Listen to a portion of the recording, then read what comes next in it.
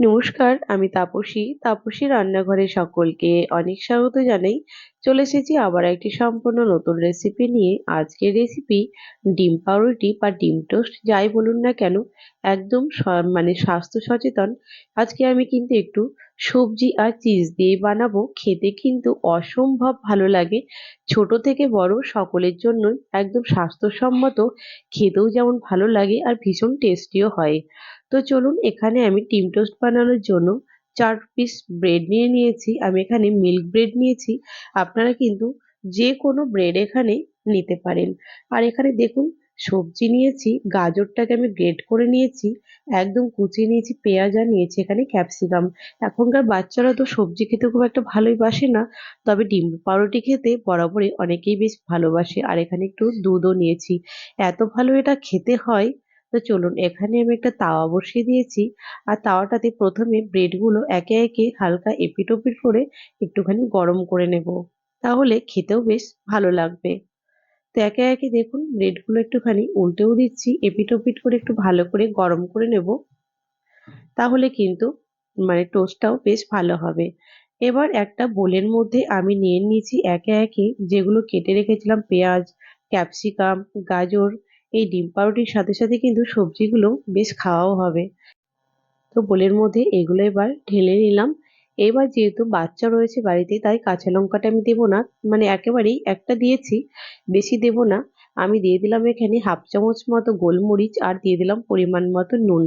আর যদি আপনারা বড়রা খান তাহলে কিন্তু অবশ্যই এর মধ্যে কাঁচা লঙ্কা দিতে পারেন। আমি দিইনি, আমি একটা ছোট্ট যেটা ঝাল নয় সেটাই দিয়েছি।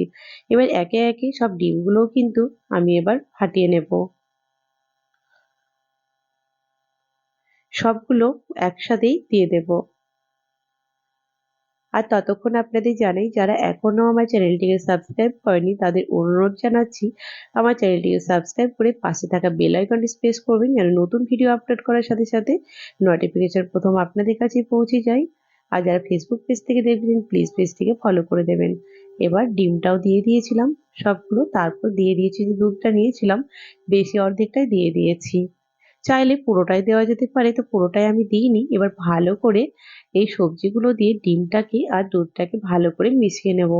কি যে ভালো লাগে! আর এই দুধ দিলে কিন্তু ব্রেড অমলেট গুলো এতটাই নরম হয়, খেতে কিন্তু অসম্ভব ভালো লাগে। এটা বাচ্চাদের জন্য তো ভীষণ উপকারী। এবার আমি তাওয়াটা গরম হয়ে গেছে, ব্রেড গুলো যেহেতু গরম করে নিয়েছি, এবার দিয়ে দিচ্ছি এখানে আমি বাটার। ভালো করে বাটারটাকে এখানে আমি দিয়ে দিলাম। এবার বাটার গুলো গলে গেছে, এবার এখানে আমি দিয়ে দেব। যেহেতু এখানে আমি 4 পিস ব্রেড নিয়েছি, তাই দুবারে করে নেব, তাই অর্ধেকটা এখানে আমি মিশ্রণটাকে, ডিমের মিশ্রণটা অর্ধেক এখানে আমি দিয়ে দেবো। আপনারা চাইলে কিন্তু আপনাদের পছন্দের আরো কিছু সবজি এখানে দিতেই পারেন, তাহলেও কিন্তু বেশ ভালো লাগে।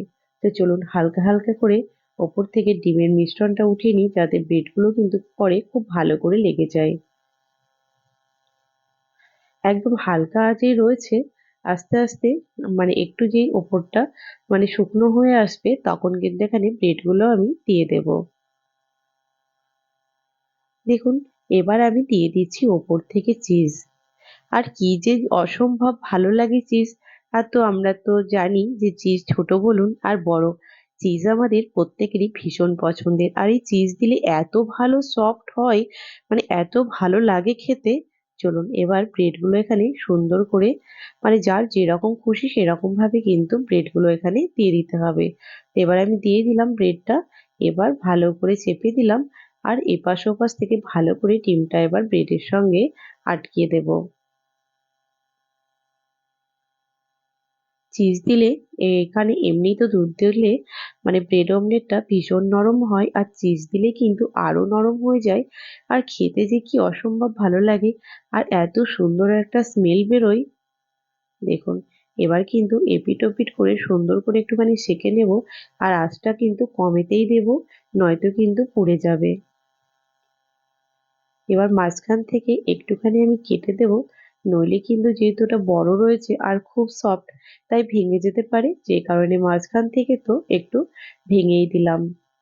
ব্যাস, এবার ভালো করে কেটে দিয়েছি, ভালো করে এবার উল্টিয়ে দেব। তারপর এপিট ওপিট ভালো করে সেঁকে নেব, তাহলে কিন্তু এদিকে চিজটাও মেল্ট হয়ে যাবে ভেতরে।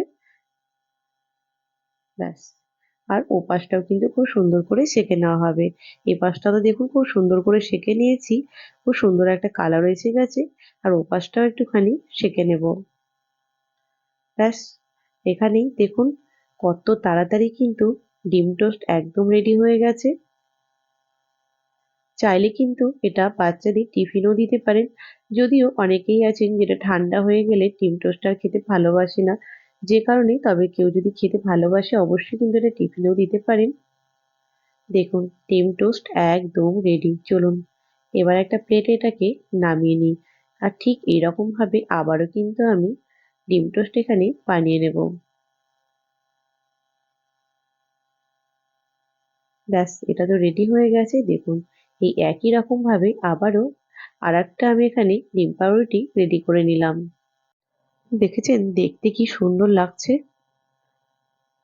আর পেটটাও কিন্তু বেশ অনেকক্ষণ ভরে থাকে বলুন। দেখুন একদম রেডি। এবার একটু সাথে সস নিয়ে খেয়ে নেওয়ার পালা। এই ডিম টোস্ট একটু সস লাগিয়ে খেতে কি বেশি ভালো লাগে বলুন। দেখুন সাথে একটুখানি সসও নিয়ে নিয়েছি। এবার চলুন আপনাদের একটুখানি আমি কেটেও দেখাই ভেতরটা কতটা সুন্দর হয়েছে। দেখে নিশ্চয়ই বুঝতে পারছেন কতটা সুন্দর একদম ফুলে রয়েছে, যেহেতু ভেতরে চিজ দেওয়া রয়েছে ঠিক তার জন্য। দেখুন ভেতরটা কি ভালো লাগছে বলুন। তো আমার রেসিপি যদি আপনাদের ভালো লেগে থাকে তাহলে লাইক শেয়ার করতে ভুলবেন না। কমেন্টে আমাকে অবশ্যই জানাবেন এই ডিম পাউরুটি বা ডিম টোস্টের রেসিপি আপনাদের কেমন লেগেছে। ভালো লাগলে একটু লাইক শেয়ার করে দেবেন, আর আপনারা আমার পাশে থাকবেন। তো আজকের রেসিপি এই পর্যন্তই ছিল। দেখা হবে আবার একটি নতুন এপিসোডে, নতুন রেসিপি নিয়ে হাজির হয়ে যাব। ভালো থাকবেন, সুস্থ থাকবেন। ধন্যবাদ।